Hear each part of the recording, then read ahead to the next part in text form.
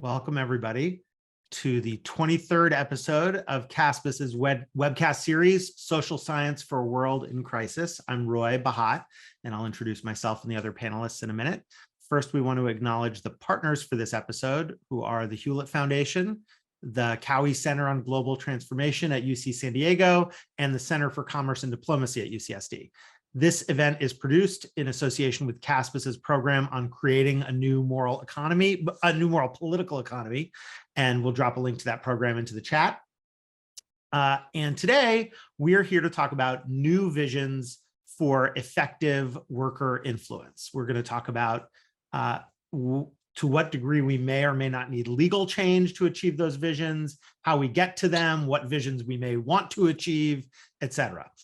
You've probably read the bios of our panelists. It's probably why you're here, and we'll link to them in the chat box as well. And I'll just introduce everybody quickly. John Ahlquist is Associate Dean and Professor at the School of Global Policy and Strategy at UCSD. And he was a CASBS Fellow in 2017, 2018, and also the instigator of this event, bringing us all together. So thank you for that, John. Oren Cass is the Executive Director of American Compass. We'll let him tell you more about that. And Veena Dubal is a professor at the University of California College of the Law, San Francisco, and a current CASBS Fellow, 2022-2023. And I'm Roy Bahat. I'm the moderator. I'm a venture capitalist at Bloomberg Beta, where we focus on the future of work, faculty at UC Berkeley's Haas School of Business. And my relevance here is that I chair the Aspen Business Roundtable on Organized Labor. So all of us are here because we care deeply about this topic. And we bring very different perspectives occupationally, politically, geographically to bear here. So we'll get into all of that. And so the way that we're going to proceed is broadly, we'll talk in three general areas that I think will give us room to talk about all the things we need to talk about. And those three areas, I'm going to just put up here right now for a second, we're going to talk a little bit of context about what is it that we actually believe workers want, because I think we have areas of overlap and maybe some areas of difference and disagreement in that. We'll talk about some of the actions that we recommend, changes we think our society, economy, legal systems, and otherwise may need. And we'll talk about some of the paths to get there, sort of how do we arrive at those changes. And before we jump in, I just want to do a little bit of housekeeping, which is our intent here is we want a conversation that breaks out of the traditional silos that we're in. I'm sure everybody here goes to endless panels with people who do more or less a similar thing to what they do. This is very different from that. As a moderator, I'll try to focus on bringing out all of your opinions, although I may occasionally take off my moderator hat and inject my own. And I'll just say, I think everybody here is perfectly capable of being in a free-flowing conversation. Feel free to interrupt me. If you do it respectfully, you can feel free to interrupt one another. Welcome all of that. And then I'll just say, if it turns out that somebody is going on a little too long, what I'll give you is the heart to ask you gently to stop. And then we'll move on and make sure we all get moments of conversation. And for all of the folks who are attending, you can use the Q&A feature here to submit questions. And we ask that you keep your questions concise and on point. We may not be able to get to all of them, but we'll certainly try to navigate through, and we will read them after the event concludes. Okay, so let's just jump right in. So we're going to start first with talking about what workers want. And so I'm going to ask each of you to just sort of cast the present moment in terms of what you think. Presumably, we all think workers have some unsatisfied wants. If you don't feel that, you can say so. And Veena, maybe if we can start with you, would just love to hear your analysis of how you think about what workers want. Yeah, I think that a preliminary question is who we're talking about when we're talking about workers. And I think there is an assumption that we're making, or that I'm going to make in answering that question, that we're primarily talking about low-wage workers who have very little economic and political power. And so I would say that workers want the same thing that they have always wanted, which is security, higher wages, more voice in the workplace, more sort of control over how they work, when they work, and with whom they work. You know, no one wants a boss, and no one has ever wanted a boss. I think that although there are sort of vast technological shifts taking us in the opposite direction, the sort of underlying sense of what workers, again, low-wage workers, want in their workplace and what they want in their life really hasn't shifted over the last century or so. Great, thank you. And I think we'll pick up on a bunch of those assumptions, but maybe Oren, can I turn to you and ask, how do you think about what workers want? Yeah, sure. I think it's a great point to start with sort of how we define workers. And I would at least argue for defining it a little bit more broadly. I think, Bureau of Labor Statistics has a good definition of something like production and non-supervisory workers. What does that mean? Well, keep going. I want to make sure we untangle some of the words. In a sense, it aligns quite well with who the NLRA would define is eligible to form and join a union. But I think, management is probably beyond the scope of the conversation. Entrepreneurs, interesting question. But I think workers, I raise this just to say, the typical worker in America in that category, median wage is about $28 an hour. So we wouldn't say that person is, necessarily a low wage worker or barely getting by. But the problem is that 50 years ago, that median wage was also $28 an hour, adjusting for inflation. And so I do think it's important to think about the sort of mass market, in a sense, of American workers who have been collectively left behind. And in terms of what they want, I think I would agree with a lot of what Veena said. I think certainly security, high wages, control. I would probably disagree with the nobody likes a boss point. I think most people do actually tend to some degree, choose to be in a place of employment and actually tend to care a great deal about positive labor management relations. I think nobody wants a bad boss, but at least in our research, we've found, generally speaking, workers really want collaborative rather than adversarial relations with management. They really like the idea of work organizations that have management playing a role in them also. And what I found most fascinating was when we look at what's the most important driver of job satisfaction, not asking directly, but looking at correlations across different responses. By far, the strongest driver wasn't those sort of absolute determinants of how we would measure job quality, but whether or not people reported having excellent relationships with management. And so I think that's certainly a big piece of the puzzle as well. We have a lot of juicy stuff to dig into there, and we'll come back to it. But John, let me just turn to you and ask, how do you think about what workers want? Yeah, I'm going to pick up on this thread of the contested definition of who we're talking about and what counts as being a worker. And I think we all, in many respects, agree with what Veena kicked us off with. But I would actually think that it's quite contested politically who is categorized as what sort of worker, what that means for what they have access to. And we know that at least at some levels of firms, managers and executives are strategically deploying categorizations and titles and so forth for a variety of their own profit-driven and other interests. So I'm a little hesitant to just go along with current NLRA or legal definitions.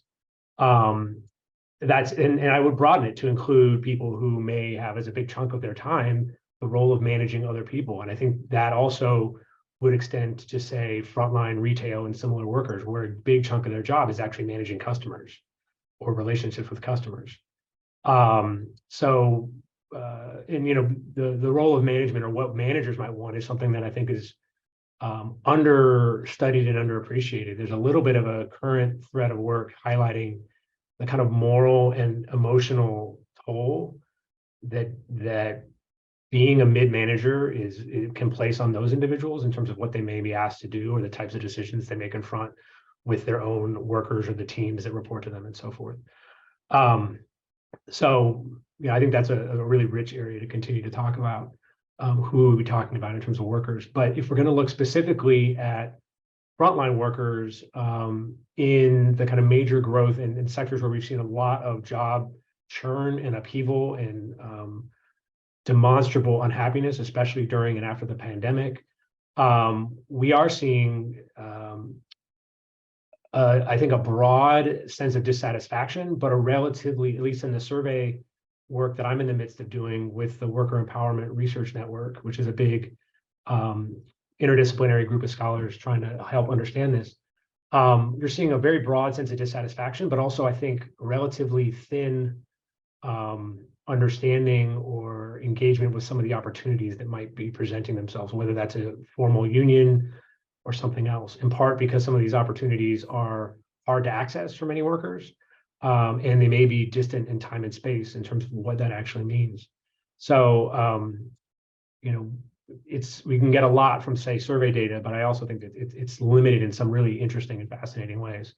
In terms of what translates into job satisfaction, I'd agree with what Oren said, but one thing I would add is that we're seeing very strongly is, as if not more important in predicting job satisfaction, is the kind of vertical voice at work, whether and how they have relationships with their managers and voice in some domains on the job, but also the quality of their interpersonal relationships with their coworkers on the horizontal level. And what is their ability to know and connect with and understand who their coworkers are and what they're doing, and what types of relationships or shared interests they may or may not be able to construct.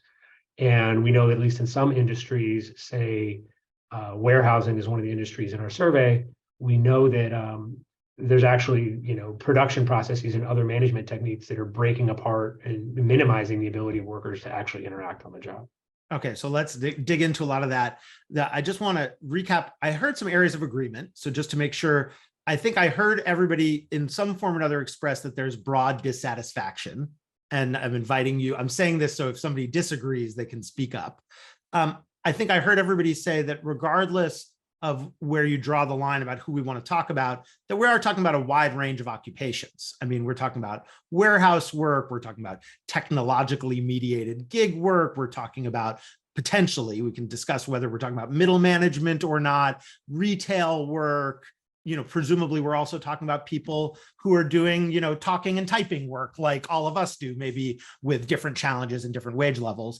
And the other thing that I think is really interesting is that we talked about different ways. I think a fascinating question is, how do we know what workers want? So I think I heard reference to a few surveys. I think all of us are in a place where anecdotally we're in conversation with people a lot, and I'm curious if there are other tools that you think, as scholars, which all three of you are and I am not, how you think about how we know what workers want. Well, I mean, John, maybe you I'll mentioned, just, yeah, go ahead, Veena.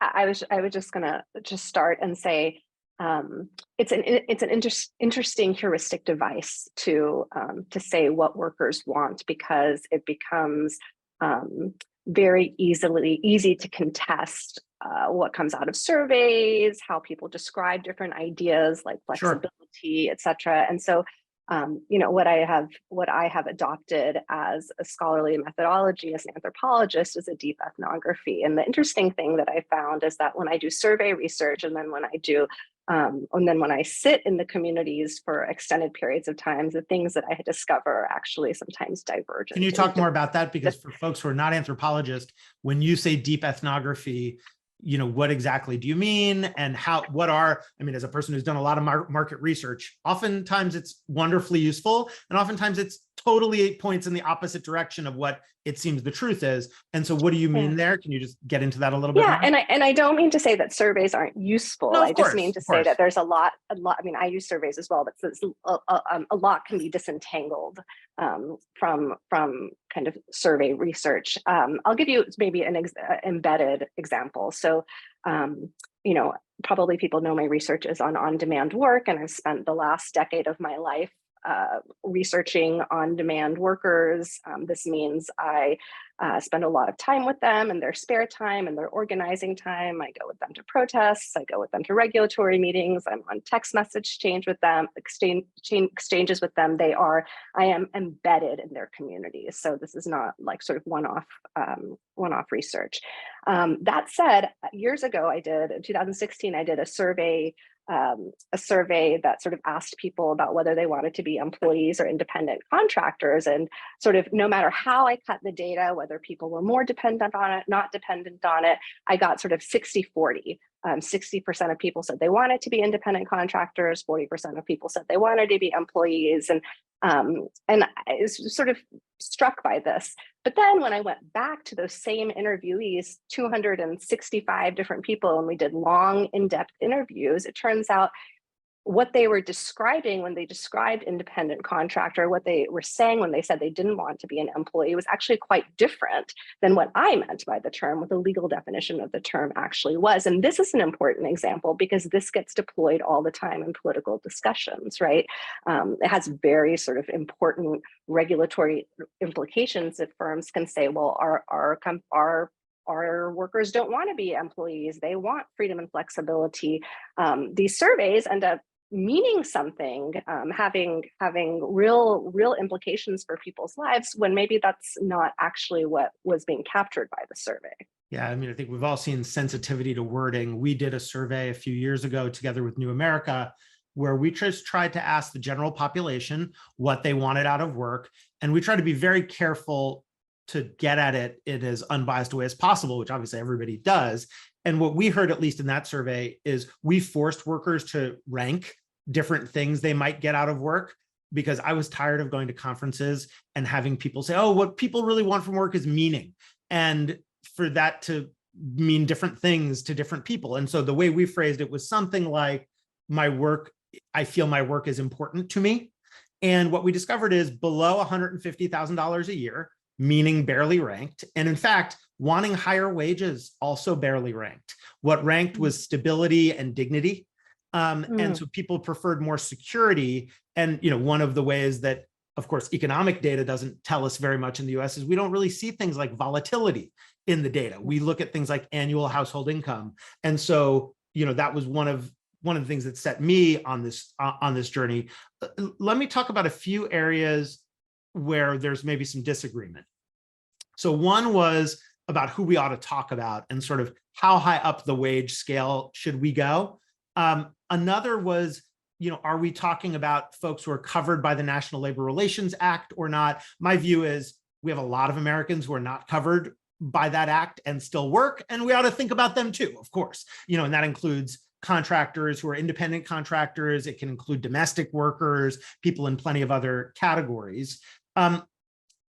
And then the last thing that I heard was this nobody wants a boss question. And my having been a boss and having been bossed, I'm often surprised that there are some people, and this is now anecdata, but some people who really do want that daily guidance from a human being. And I think we can all agree nobody wants a bad boss, but maybe Veena, say a little bit more about what you meant, and then Oren, I want to tug at that thread a bit more. Yeah, I mean, I don't disagree with what either you or Oren said. I think that some people do function very well with direction. I think that I mean that nobody wants to be subjugated in the workplace, and the line between good and bad boss is very, very, very thin in any given moment. And so maybe the flip side of that is, or another way to say it is that people want autonomy, and they want the ability to make decisions without being berated. I mean, I think this really relates to what you and Oren were saying about dignity.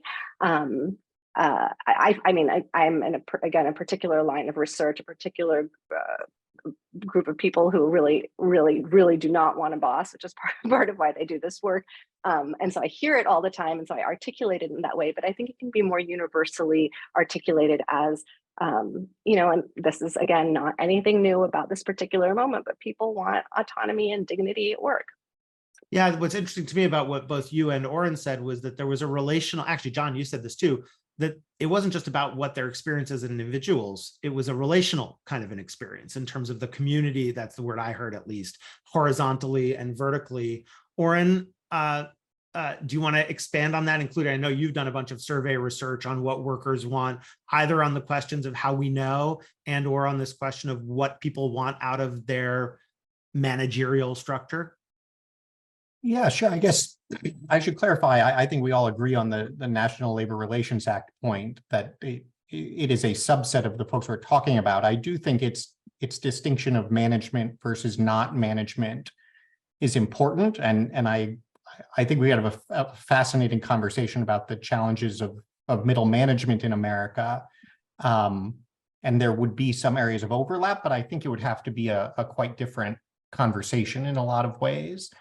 And the types of solutions we might want to look at would probably be pretty different as well.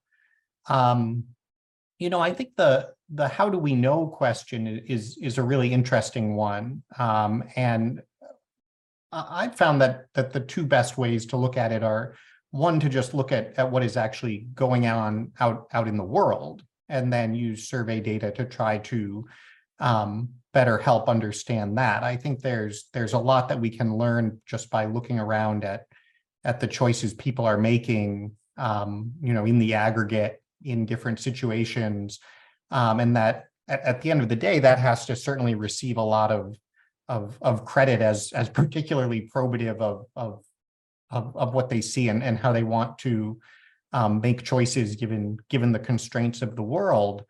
And then I think what I find really useful about survey data as a way to supplement that is that it provides a way to look at some of those broader themes. I think one point that's sort of the glib, obnoxious panelist point that I'm glad none of us has made is well, workers are different. They all want different things, right? Like that, that's less helpful in some respects.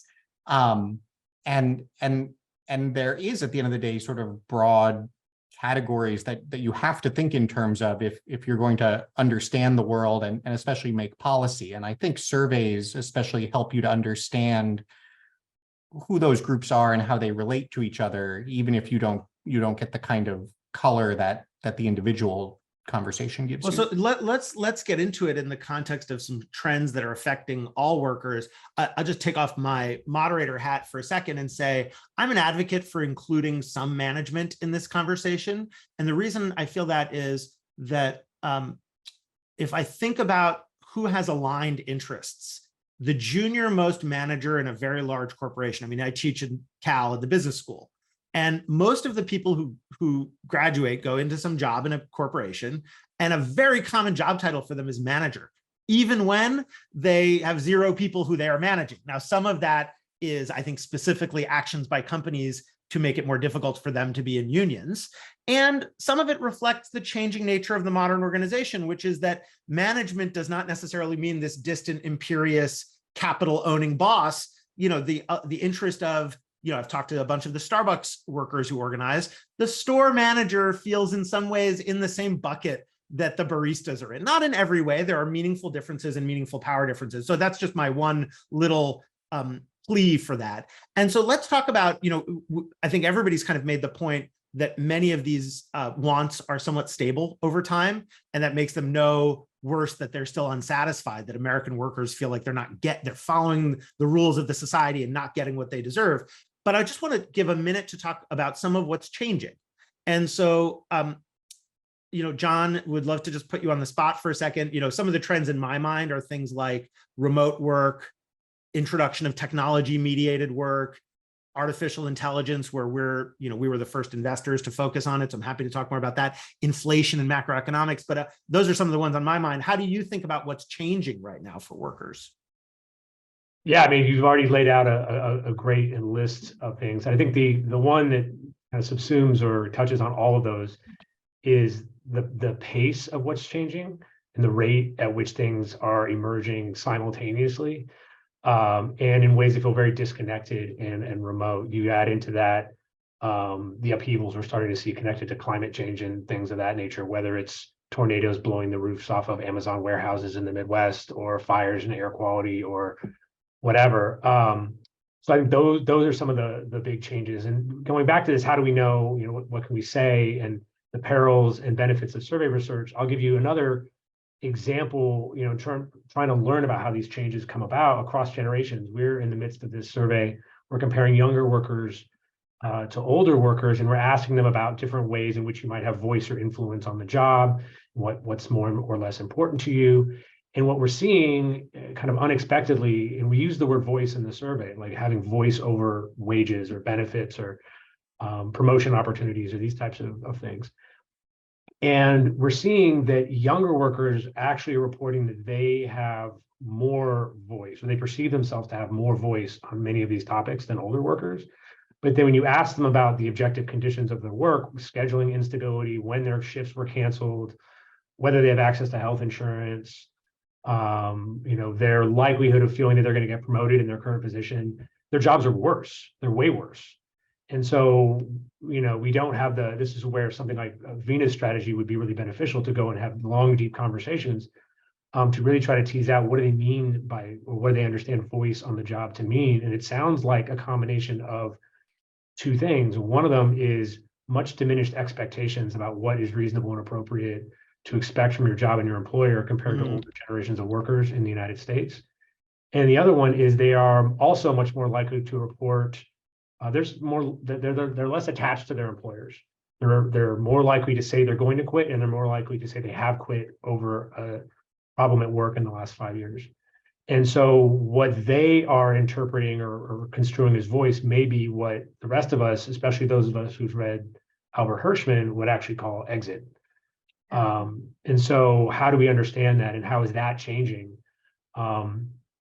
Largely, as I think, a result of the pandemic and many of the technological changes you've already outlined is I think really interesting and exciting and hard to wrap your head around. Great prompts. John, can I ask I just have a question for John, a genuine question. I've noticed over the last decade or so that there is decreased use of the word power, and instead a replacement of the use of the word voice. So instead of worker power, we say worker voice. And I'm curious as to why in that survey you use that word. John and I discussed this very point in the naming of this panel. So, John, go ahead. That's a great prompt. And I think part of the title of the session, we used the word influence, which I think was not coincidental. And it came partly out of some of these considerations that, especially if you talk to corporate HR types, voice to them means surveys of their own workers from the perspective of management, right?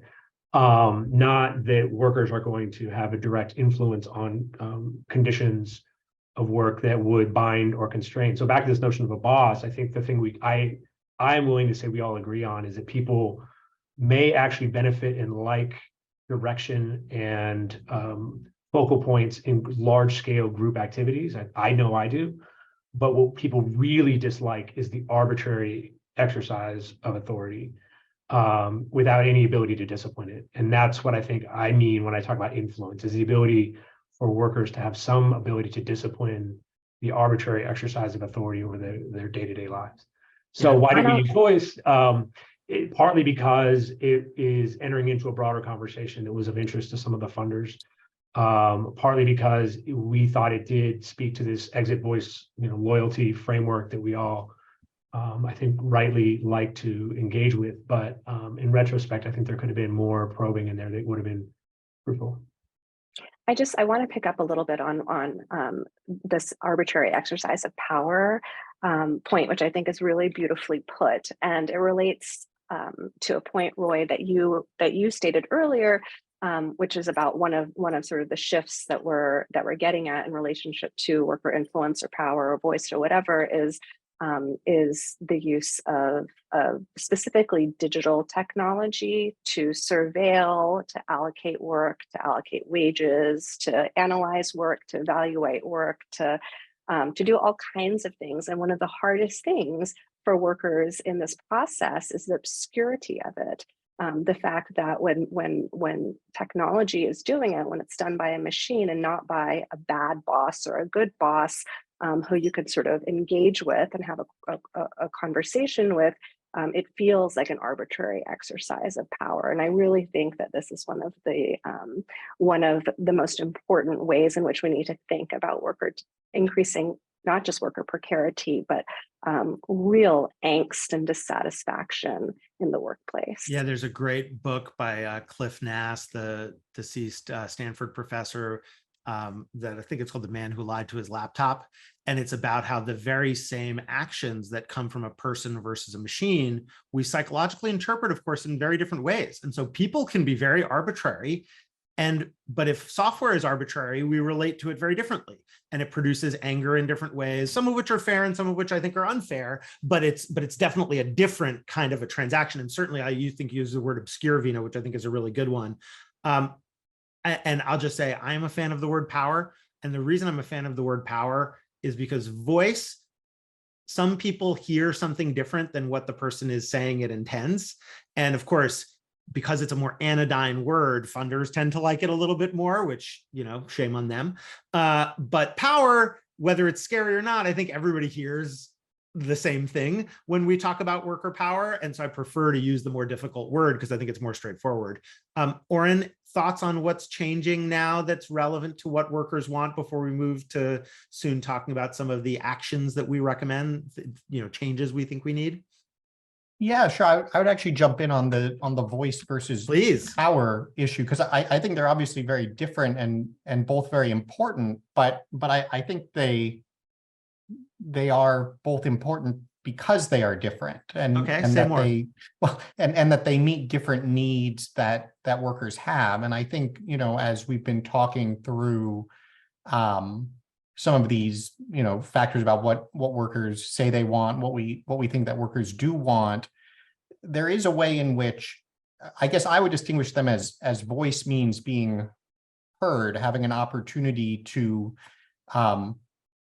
give your opinion, feel like somebody has taken you into consideration, almost in the way that, in the due process sense, we require a hearing, right? And that means something, even if you have no power in some governmental adjudication. Whereas I think power implies that you have a conflict in interests, and you want to prevail in that conflict. And I think, obviously, all things equal, power is a very good thing. I think, funders may not like the word power. My sense is that in a lot of cases, workers don't necessarily like the word power either, and that they are not excited about the adversarialism that power tends to bring in the workplace. And I say this because this was always what I found most surprising in all the research that's been done on what workers want. And this goes back to Richard Friedman's work, the book being called What Workers Want, where I think this result held steady over several decades of asking a really interesting question. Would you prefer an organization that was opposed by management but had power, or that was supported by management and had no power? And they used the word power quite directly there.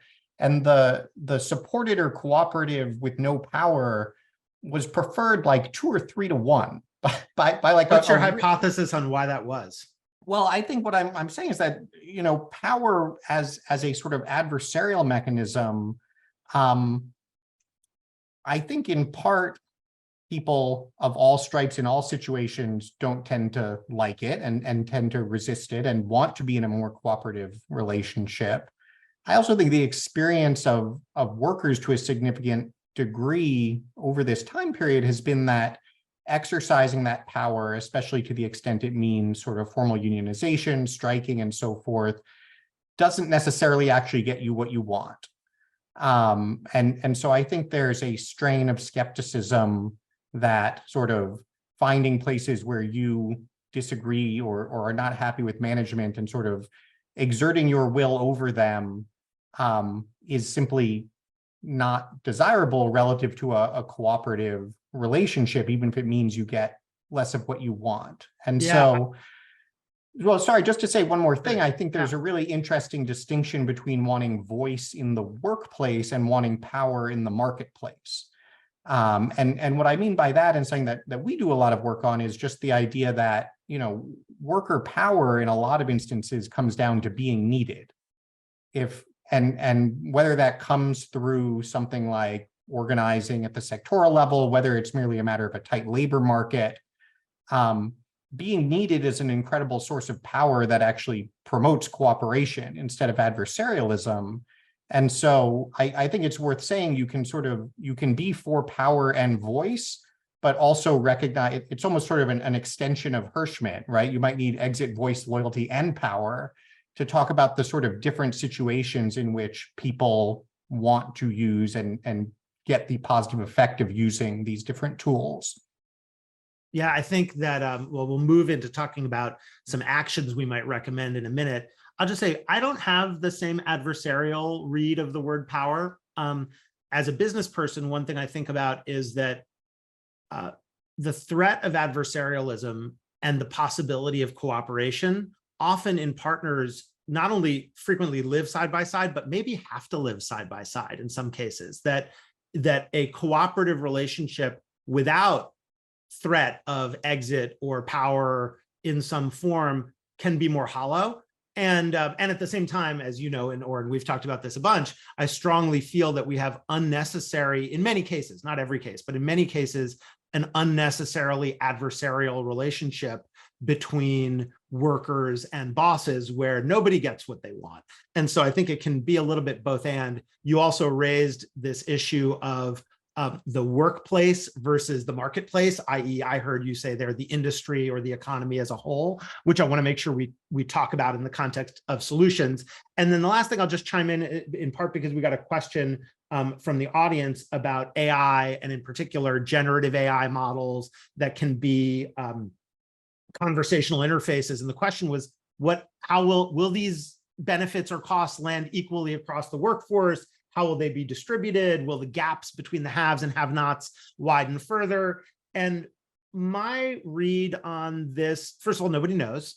That said, I'm not sure that the current generation, despite being an active AI investor, I'm not sure that the math of how AI and the current generation of AI, generative AI, plays out is all that different from technological introductions in the past, in the sense that, yes, in general, they have made prospects more unequal, especially in the US where the rules of the game are set up in a certain way. And what I do think is very different is what John said, which is I think the pace, and the word I like to use is unpredictability of change. You know, I worry much less about all the jobs being automated because 100% of jobs will be automated over some period of time. I worry a lot more about pinpricks, where one individual occupation could wink out of existence in a year or two because of a technological development, because I think those tend to be, because they're rapid and unexpected, they tend to be a lot more destabilizing. And so I'm now going to transition us to talking about kind of the next section of our conversation, but just so we have it for a minute up on the screen. So I've got, some of the notes on areas we agree on. We talked about who we were talking about. We talked about what people want, how we know. We talked a little bit about nobody wanting a boss, and we talked about what's changing. We didn't even get to talking about some things like political extremism, et cetera. And now I'd like us to talk about, okay, given all this, given our agreement that there is some broad dissatisfaction, what are some of the changes that we think we need? And obviously we all have slates of things that we care about. John, maybe I can turn to you first here and just ask, if you had to prioritize, what's at the top of your list for things that you believe we ought to be, actions we as a society or economy or country ought to take? That's a huge question. Yeah. And I might even throw this, do the ping pong maneuver to kind of throw it open to the rest of the panel as well. One of the motivations for this kind of provocative motivations behind the panel that I used to lure these great participants was the idea of, should we just junk federal labor law because it's so ineffective and passe and really not doing much for anybody, but yet still not changing in a way that allows for experimentation or for the design and implementation of new things. I wouldn't necessarily subscribe to that wholeheartedly, but I think it's a question that more and more people who care about the distribution of the benefits of our economy in general, the quality of life people have, things of that nature I think are taking much more seriously because our existing rules and regulations are just so wildly outmoded. So, if I'm going to kind of give a lame answer, it would be, I want more ability to experiment within and across organizations and firms to enable some of, I think Oren is right, that there is a desire for collaborative relationships, but also power, or another way of saying is that when you ask workers about power, I think they get nervous because they're usually the victims, or they aren't in the place to wield it, and they're fairly far removed from a world in which power is more balanced or countervailing, in the language of political science. And what you're really engaged in is a long-term bargaining relationship where there are gains from trade, and there are collaborative outcomes, and there are ways in which you can introduce and build new technologies that complement your workers and the products you're trying to build, and not aim at just necessarily replacing them. Great. So I heard experimentation loud and clear. Veena? Yeah, I mean, I think that to have this conversation, well, I have to first sort of, push back a little bit on how Oren described the workplace as a place where sort of workers and bosses see their interests as being one or being intersecting, because I think that it is very common for workers to want to be collaborative, to want to work for their bosses, to want to make their bosses happy. I don't doubt that research. What I doubt is that it goes the other way around, which is where the adversarial relationship actually comes in. It is very possible for an employer to voluntarily recognize a union and engage in a collaborative process, and that very, very, very infrequently happens. And so if I were to if you gave me a magic wand and everyone in Congress thought like I thought, I mean, I would get rid of Taft-Hartley. I wouldn't get rid of all labor law or the Wagner Act as passed in 1935, but I would get rid of all of the limitations that have been put on workers' collective activities.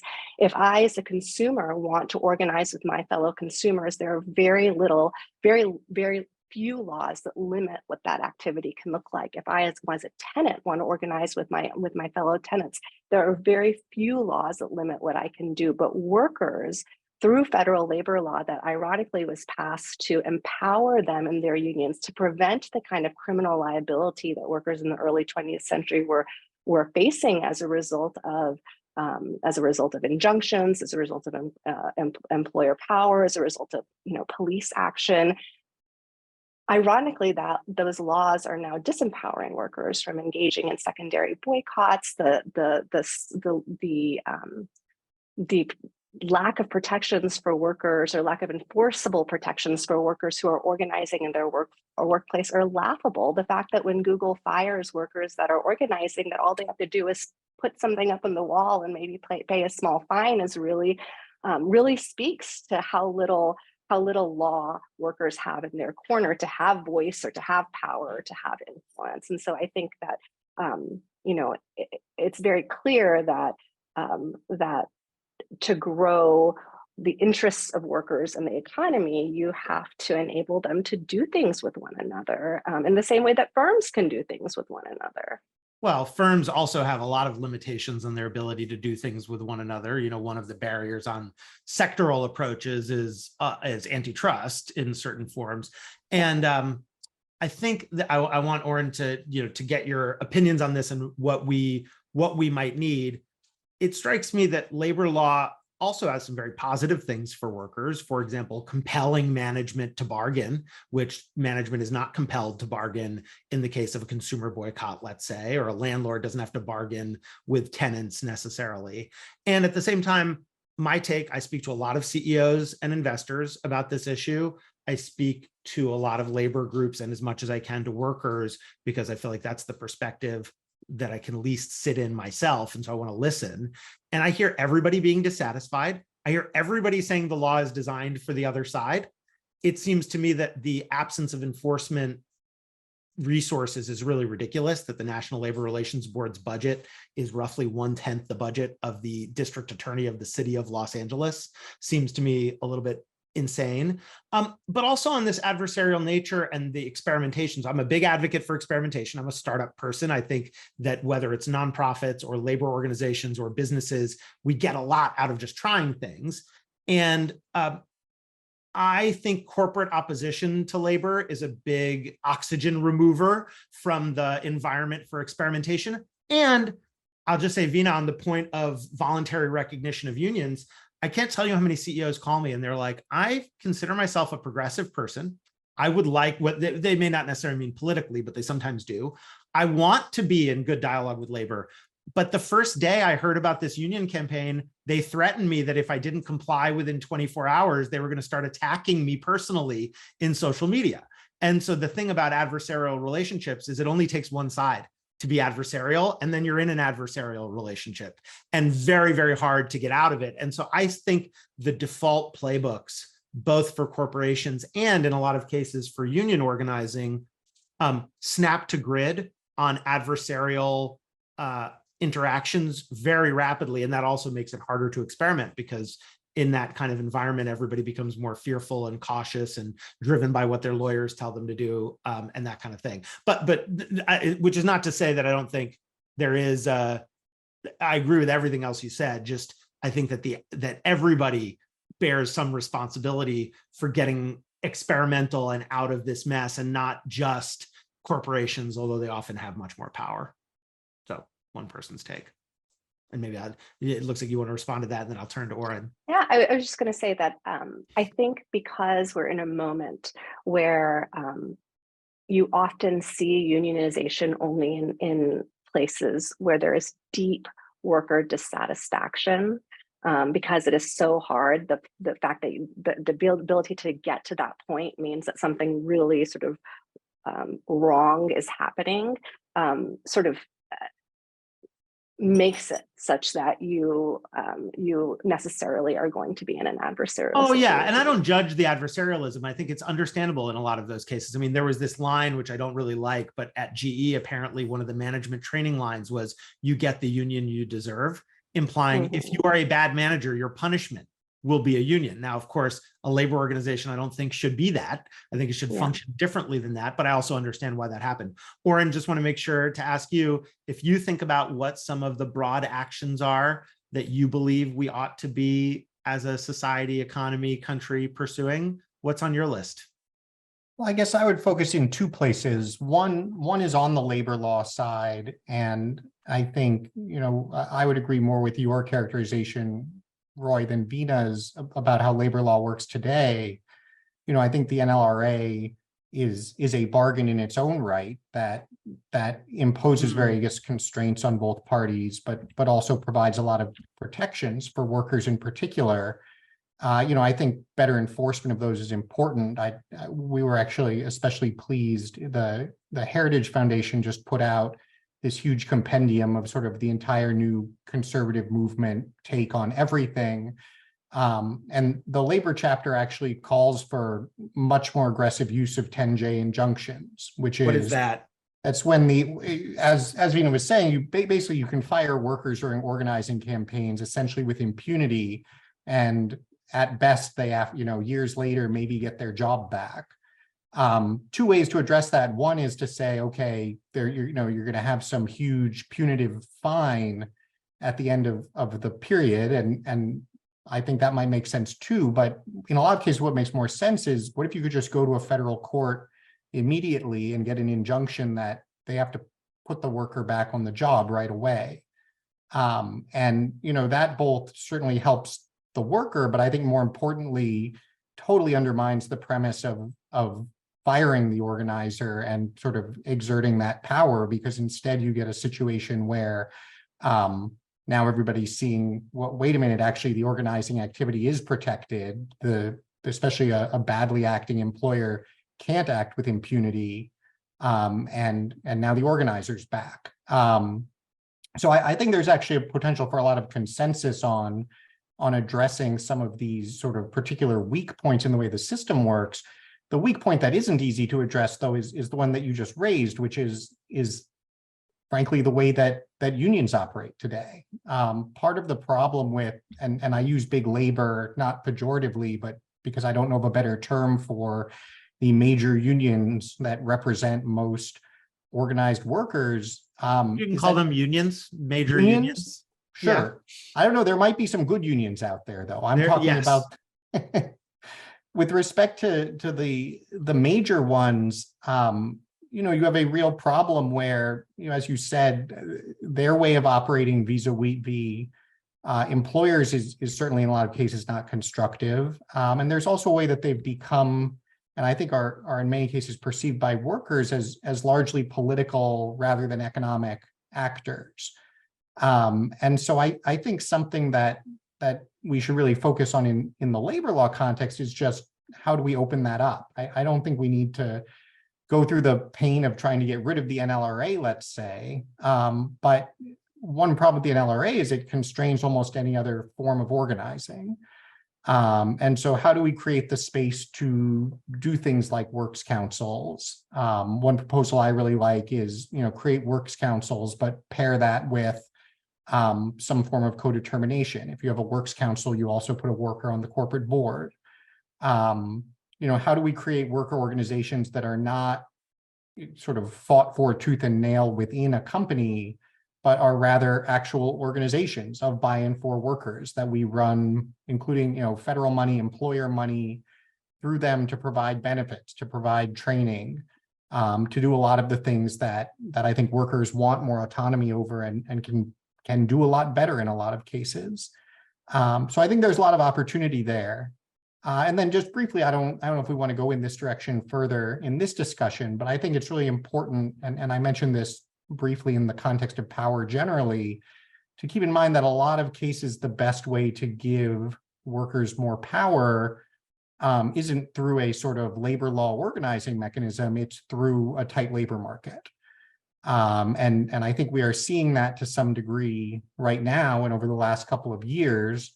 And very unfortunately, we have a lot of economists and others declaring this a labor shortage and an overheated market, and saying we have to do something about it before anyone actually gets a raise. And the alternative would be to say, no, this is exactly what we want, and in fact, we should push harder. And so I think that certainly implicates monetary policy. It implicates immigration policy. I think there's a lot that we can do if we recognize that workers being needed is, in a sense, the best thing that can be done for them. Yeah, I want to talk about all of that. One category of solutions we haven't really touched on that I want to make sure we talk about a little bit as well as the industry level solutions. That a lot of times when I talk to companies, and we've got this Aspen roundtable, and they say, well, if I do this and my competitors don't, I'm screwed. Which in some cases I think they're wrong, and in some cases I think they're right. And regardless, we have some cases where the nature of the labor organization is this organized by occupation, what's sometimes called a craft union. And we see the writers all just went on strike. They're not going on strike at Disney. They are going on strike as writers. And now part of that is because of the market structure of that industry, but similar things in building trades and in other occupations as well, where I think things work differently. The role of a tight labor market in all of this, I guess what you're suggesting, Oren, there is that some of the answers lie outside of traditional labor policy that are really about monetary policy and the Fed, and you mentioned immigration policy as well. So okay, just want to make sure I heard you correctly on that. Yeah, and I'll just say I'm a fan of co-determination. I was shocked when, and this is my own naivete, when big unions opposed, the major unions opposed expanding, making it easier to do works councils. I think that, the declared line was that it would, sort of subvert thicker labor organizing activity to have these somewhat less powerful institutions get created. And I guess I see them all as potentially existing in an ecosystem where different places need different things. And, Veena, just one addition to what you said, I think that you're right, that it takes a lot of energy to activate somebody to unionize because there's so many obstacles to it. And so therefore they must be deeply motivated by something. And it seems like in not all of those cases, is it because the working conditions are poor in an overall economic sense? Obviously workers feel that way, but we have plenty of organizing at tech companies. We've had plenty of, among relatively high wage workers. I mean, I had somebody who I know people in their job make $500,000 a year, talking to me about their class interest in quoting Marx. And I was like, okay, that needs at least a second of thought before we, dive down that conversation. And, we've also seen cases where organizing happens at some of the better actors in an industry. I mean, I don't think anybody disputes, for example, that Starbucks tends to pay more than competitors do or be more generous. And yet the workers there felt some deep sense of dissatisfaction that made them want to organize. So I guess that's my just way of saying, I guess I fell in Oren the trap you just mentioned, which is it differs. It's sort of, it's complicated view of things. Veena. Yeah, I would just also remind us that about 6%, maybe less than 6% of the private sector workforce is actually unionized. Teeny. And so there's plenty of room for experimentation that can happen. Totally. You can imagine in ununionized sectors where that doesn't require legal change. What it requires is management desire to engage in these kinds of experiments. And as you said, Roy, the problem, even when you have management that is relatively progressive, is that, well, somehow this is going to make them anti-competitive. That is the underlying fear, that if we build our own works council of sorts, if we put workers on the board, I would argue more than one worker on the board to have any significant difference, that this is somehow going to hurt our bottom line. And I think that is not necessarily true, that there's a lot of good evidence in the management literature to suggest that happy workers make good firms. And so I don't know, maybe that's work you can do with your fellow VCs, and that's the idea. A cultural shift around, well, how can we experiment in the private sector marketplace without having to go to lawmakers to do it? There's room for that. I mean, I think there's room, by the way, so yes, that is definitely our charge, is to encourage that. And, real talk from the field. We have a CEO who's part of our group who voluntarily recognized a union in part of his workforce. And he said, immediately after I did that, productivity in that group fell off by 80%. And it's like, okay, were they just tired from the organizing? And he was pretty sanguine about it. He wasn't treating it as a big crisis. But when other CEOs hear that kind of thing, they think, uh-oh, I better stop everything. And so I think it's CEOs and businesses and also labor organizations. I mean, one of the stats that stunned me was we have fewer than 20 new labor unions created in the US every year. The bar to creating a new union is so high that, quote unquote, independent unions like the Amazon Labor Union are truly the exception and not the rule. And so, last thing I just say is I agree with you, more than one worker representative would be good, but even one makes a huge difference, because the voice gets heard. That just in the context of voice, because you can't have power without voice, by the way, you can clearly have voice without power, allows for flow of information back and forth, and starts to create the muscles that build real organizations. I mean, one group that's been public about this, there's a tech startup called Honeycomb that ran an experiment for a year at first, and they just renewed it, I think for longer than that, but I can't remember, to have a worker elected representative on their board. And what they talked about is all the ancillary benefits that figuring out the process to elect that person brought workers closer together with one another. By the way, to your point, Veena, about how it can be good for business, it's come up a lot in their recruiting conversations. And so that's a great example of a form of experiment that doesn't require law. And as one big union leader said to me, he said, "You think we need legal change?" He said, "You think the law was more conducive to unionizing in the time of Carnegie or Gould?" And it's like, okay, that's a fair point too. So I think we need lots more experimentation all around. John, it looked like you were going to jump in on something. No. Keep going. Well, I'm going to ask you about, you have a background that includes, deep political science knowledge. And so I'm going to ask you maybe, as we move to our last half hour here, the seventh grader question in me, which is about how a bill becomes a law, which is to say we've all articulated different kinds of experiments we might want to see, co-determination, maybe we agree on works councils, maybe we don't. We definitely, I think, all agree that more enforcement of existing law is a good thing, or at least different enforcement of existing law is a good thing. And then there are other ideas out there like sectoral bargaining. So how do we get from here to there? Yeah, another set of great questions. And I think one thing that has kind of bubbled up between what Oren and Veena and you were all saying is the interlocking nature of so many things here, that and it can be daunting because then it feels like you have to do everything at once, and it's hard to get even one, or you have to figure out the one key thing and try to push there. And I think the everything at once strategy isn't feasible or useful. Where you can start on a particular place is tough. I think one thing that is demonstrably clear is that the US economy is extraordinarily brutal to working people and working families. And it's not just about labor law. We see it in housing. We absolutely see it in healthcare. We see it in transportation. We see it in the fact that rather than pay higher wages in the meatpacking industry, they want to roll back child labor laws. Wait, say more about that. I mean, these are the laws you're seeing them roll back in Arkansas. They're trying to do it in Iowa and Minnesota and other places. Like 9-year-olds working in meatpacking factories. Yeah, without parental consent or the need to go and notify educational institutions or anything. And it's not at all clear like how is that going to help develop a high intensity, high technology, competitive U.S. economy? It's not. It's divesting in the educational opportunities and the health of the next generation in the service of keeping chicken affordable in the meantime. So, that, what can we do that, and I think these types of things, so a safety net without so many holes would enable things that could. That's why I prefer the word floor, by the way, because the floor has no holes in it. Yeah, I also don't like holes in my floors either. Yeah.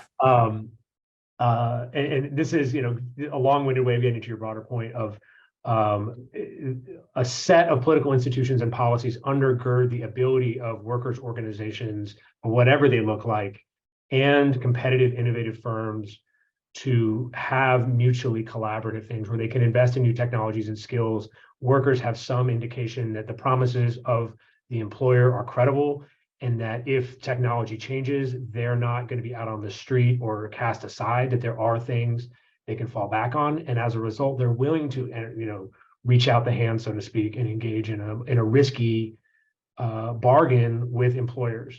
And we don't have that, but it is possible because we see it happening in other places. Yeah, the it takes all of us pattern, and I'm just putting up some notes from this section before we move on to the next. It takes all of us pattern is one the U.S. has engaged in before. I mean, the Treaty of Detroit, which really set the template for at least modern W-2 employment, was a kind of a three-way deal between government, corporations, and labor unions. And so I think bringing all parties to the table feels essential. I think the path to that is something, we could talk about more of some hypotheses on that. Obviously, nobody knows or already would have happened. All right. So any other thoughts on actions we should take before we move on to a little bit more of the how? Okay, let's talk about the how. So how, John, you gave us this not quite everything bagel theory, but I'll call it the multi-sector. Let's just, I'll put it that way, which is you want to see, what I heard you call for is each sector has a role to play: government, business, labor. Maybe there are others too. I think, by the way, the cultural sector is big in this, sort of what are our changing narratives around work and the role of work in our society. Oren, do you want to share a little bit about sort of, you've got a think tank that is focused on making recommendations for government policy. And I'm just curious how you see us getting to some of those changes, or other thoughts on how things might change. Yeah, sure. I think the point about all of these things sort of being interrelated is true, but can also be unnecessarily intimidating. I think there always are places to start, and that making any progress, especially in this area where you're trying to, mediate between conflicting interests, the process of actually starting somewhere, showing that something, wasn't a disaster, maybe even made things a little better, both sides actually sort of behaved the way they said they were going to, is incredibly valuable and can kind of provide the starting point that eventually builds momentum. And so that's something that we work a lot on. Our, not here's the 5,000-page bill that fixes American labor, but what are a few good places to start? And so, a couple that I would highlight as at least I think have a lot of potential. One is to the point, Roy, you highlighted around sort of industry level stuff and what's typically called sectoral bargaining. I actually think there's a huge opportunity here to address gig work that way. I mean, the gig economy clearly cannot be managed through an NLRA union, given the way it's organized. But I think because the workers are 1099 independent contractors, is that what you mean? Yes, yeah, that's right. There's Just no making sure that workplace. folks are Sorry, yeah, tracking. there's no workplace in which to organize and hold a vote and get where you need to go. But I think we've actually even seen the start of this sort of model in Seattle. There's nothing to stop a city or a state from saying, guess what, guys, you have two choices here. One, we try and write a law like AB5 that everyone's going to hate, or two, we invite you to come to this negotiating session. Yeah.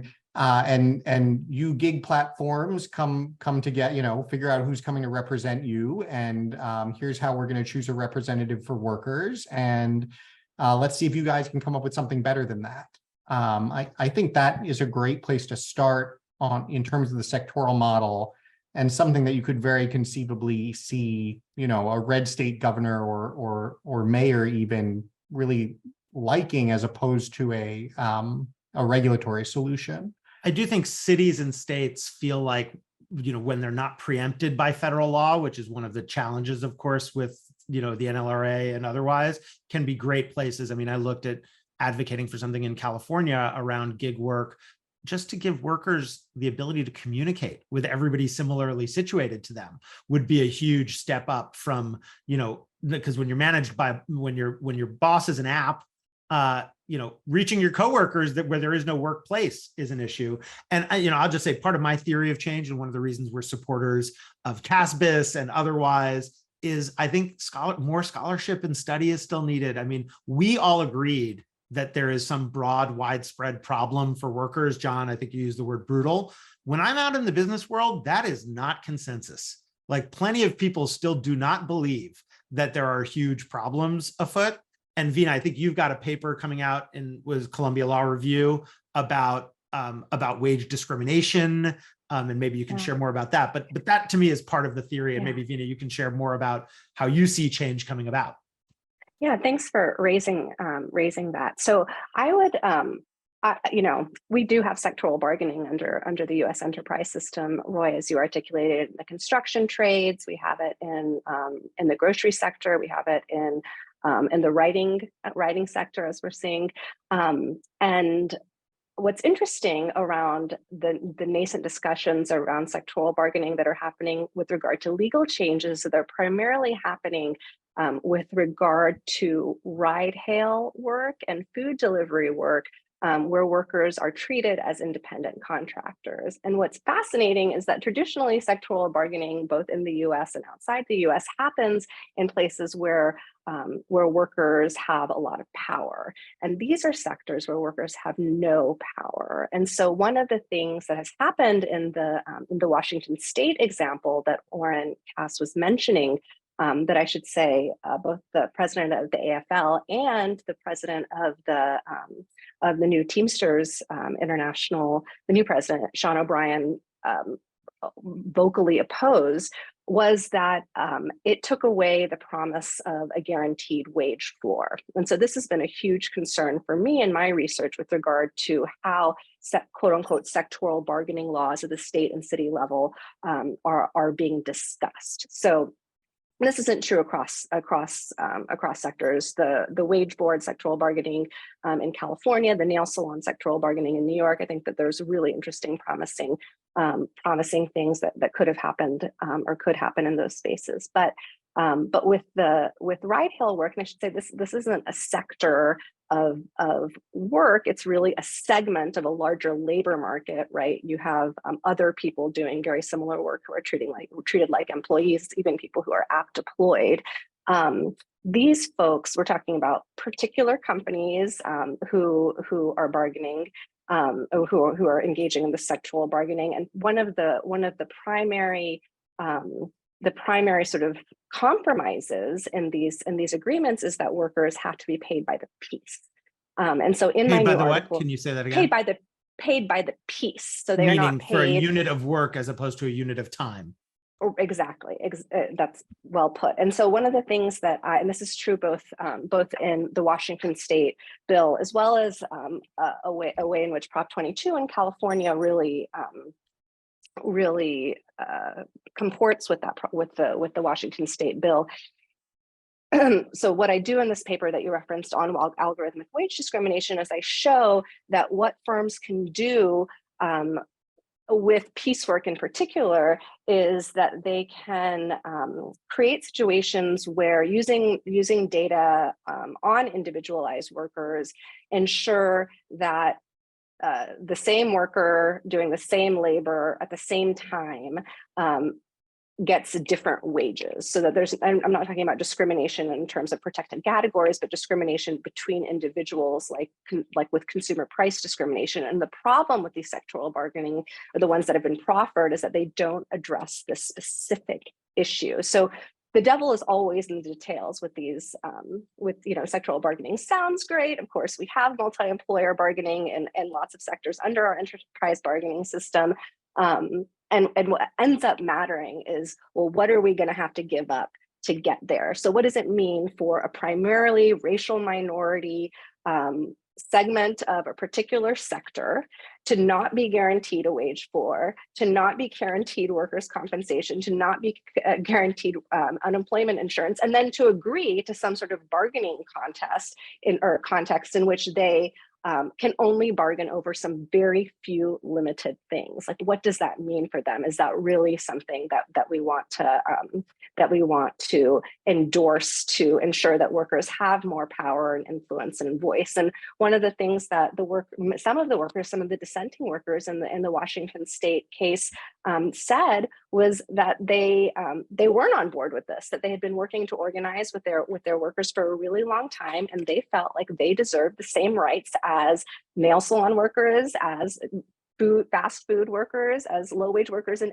every other sector. So that's just to say that some of these so-called like innovations and advancements often mean taking the rug out from underneath the most vulnerable workers in our economy, and that's not necessarily going in the right direction. Yeah, I mean, we talked a little bit earlier about how some of these experiments might have counterproductive impacts on the very people they're trying to support, and I know it's something you've thought about a bit.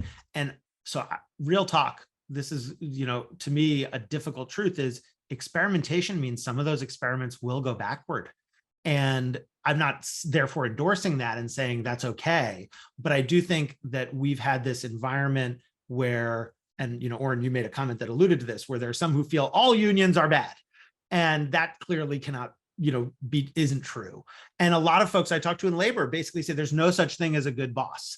And when we have that kind of tribal, if you are a member of a certain group, therefore I am institutionally opposed to you, I think it's going to make it really hard to experiment. And when I think about the major unions and about corporations, I think the role of allowing more experiments is really powerful. And by the way, when Microsoft declared neutrality, which of course they did for their own reasons, including, in the context of M&A that they're pursuing. And obviously they're in a local labor market in Seattle where Amazon and Starbucks are two of the other major employers. So they did it for their own reasons, but that was done in collaboration with organized labor that was informative and supportive of that. And so there are, even at the very highest levels, these examples of trying to stretch and build bridges where folks may not have thought that it was possible. So I definitely believe in calling for a lot more of that, calling for a lot more storytelling. I mean, one of the things about the writers striking that I think is so interesting is Hollywood in many ways shapes the way lots of folks in America think about our country. And writers, while being grateful for their union, every single one I talk to, producers, Hollywood actors, et cetera, haven't necessarily seen themselves as part of the broader struggle to figure out how to make things better for workers. And these stories are human, they're dramatic, they're about love and loss. And so I'd love to see the cultural sector really step in, and there's been plenty of that already, and National Domestic Workers Alliance has been an active advocate of this, and I just think more of the same would be good. So that's my one contribution to the how we get change place. And then let me just ask then maybe for some parting thoughts before I encourage folks to follow our panelists. And John, I'll start with you since you brought us all together. Any things you want to make sure we leave this conversation aware of? Sure. Let me think about at least two, possibly three. I think the first one broadly especially with regards to the rapid change you've already mentioned and experimentation. And it's very easy, and I fall into this myself, to be negative or pessimistic or upset. But there's extraordinary opportunities around here. And so we talked about AB5, and I thought AB5 was a big missed opportunity, trying to solve a very clear and demonstrable problem by really trying to force things back into a set of categories that were emerging from a vastly different economy and historical moment, rather than trying to build new categories and ways of thinking about things. I mean, so that's one. The other one is the real hard moment that we're facing is how can we find points of where's the deal space politically between the major political actors, whether it's at the state or the federal or whatever government level, and how can it be seen that a compromise here that takes advantage of many of the things Oren has highlighted is one that will be taken up by a segment of our political elite that basically refuses to bargain, and also not shut down by the other big part of the political elite that sees anything that isn't a total reworking of our system as a failure. Yeah. The way Lots of the kind of negotiation politicalization happening of unions has happened in other countries, you typically have multiple parties where unions can work with multiple unions can be aligned with multiple parties, or unions can work with a variety of different parties. What we've ended up with in the United States is one where a whole set of interests is housed in one party very imperfectly and opposed in its entirety with no ability to compromise or bargain by the other. And that breaking that logjam in labor, as in so many other issues like climate, reproductive health rights, and a variety of others, is just so important. And all the narrative strategies you said, whatever else that we can try to throw at that problem, will be important. Amen. I mean, I think that dialogue is essential. I remember Labor Notes has a training called "What to Do When the Union Breaks Your Heart," and it just reminds me that compromise is hard for everybody. It's these organizations are not monoliths. We all have to stretch. Veena, final thoughts? Yeah. So I would say that three things. One, I think that the way that employment rights are talked about politically actually don't comport with the history of employment rights or how they actually function. So, these rights, most of which were passed individually, correspond to human need, right? So one of the things that the ABC test, which is not just in place in California, but has long been in place in Massachusetts and DC and any number of other states with regard to different rights, which was the AB5 law that John and Oren are referencing, was an effort to get at what David Weil has called the fissured workplace. So franchise associations, subcontracting associations, all these different sort of business associations in which firms by contract have attempted to slough off labor costs and legal risks and liabilities. So one of the things that AB5 had attempted to do was to sort of get at this sort of activity, at this sloughing off, and to sort of make clear that that franchises, firms that were subcontracting, et cetera, that these folks were what Weil calls the central entity, and actually held lots of responsibility in that sense. And so rather than understanding AB5 as a missed political opportunity, I think the real miss here is that it hasn't been effectively enforced against these sort of actors in the economy. So one thing I would say is that we should really grow employment rights and not limit them. The second thing I would say is that I think there needs to be a lot of attention paid to the way data is being extracted from workers, particularly workers in low-wage sectors, and how that data is being used to affect their wages, their working conditions, not just at particular firms, but actually across firms, which is something that I'm very concerned about that's happening.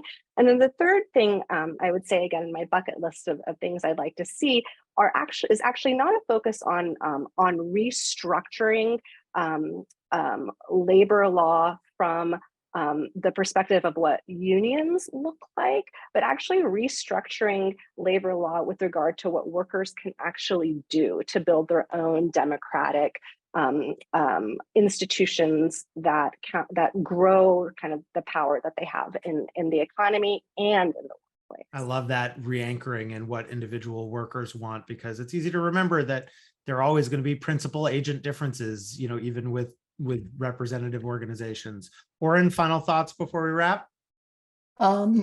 Yeah, sure. Just two, and maybe they're related. One is, I was a little surprised to hear Veena's sort of objection to or criticism to the Washington deal and legislation with Uber and Lyft and so forth, because I think it speaks to an important point, which is that when you actually have the parties at the table and negotiating, you're not necessarily going to like the outcome. And I think we sometimes confuse sort of means and ends and think that if we have the kind of power representation for workers that we want, we'll also get, therefore, the set of outcomes that we like, but that's not necessarily the case. And so I think, whether you have a traditional union or sectoral bargaining or anything else, you're always going to have a large segment of workers that aren't happy with the deal. That's, part of the upside or downside of unionization or any form of worker organizing is that sort of majority rules. And so I think, if we want to push further in this direction, it means accepting that we are going to get these outcomes, and not just that experiments are going to lead to a range of outcomes we don't like, but that even if we don't like them, that doesn't mean that the experiment was a failure. Sort of sub-point of that I would just add that I think is really important to think about is, I think the exit polls in the 2020 election showed that Biden won union workers 56-40. But that, of course, includes all public sector union workers as well. I think it's probably safe to assume that Trump won the majority of private sector union workers or union households. And so that's a descriptive statement, not a normative statement, but I think it again speaks to the fact that what a activist organized set of work organizations that were truly representing workers' interests look like may not look anything like the priorities that the progressive movement has traditionally had for it. And then I think the last thing I would just say is it's really important, I think, always to remember that what worker organizing or power can accomplish or influence can be significant, but it is also to some degree going to be marginal. That is, that the true factors that are going to drive outcomes in labor markets and in the economy are going to be a wide range of economic policies, the types of businesses that are getting built, the types of productivity gains we're getting for workers, the tightness of the labor market. And we can't expect labor to sort of countervail all of those other things if they're going in the wrong direction. But it can be, I think, a really powerful piece of the puzzle when we're moving in the right direction broadly. Great reminder from the very micro to what do individual workers want politically, legally, and otherwise, to the very macro, that there are factors outside of the sphere of traditional, call it labor work, that obviously affect workers deeply. So I've got some of those notes on what we've said about some of the paths, different sectors, my plea for more scholarship because things are brutal. We talked about some of the experiments. We didn't even get to talk about fast food legislation in California, which is another major area for this.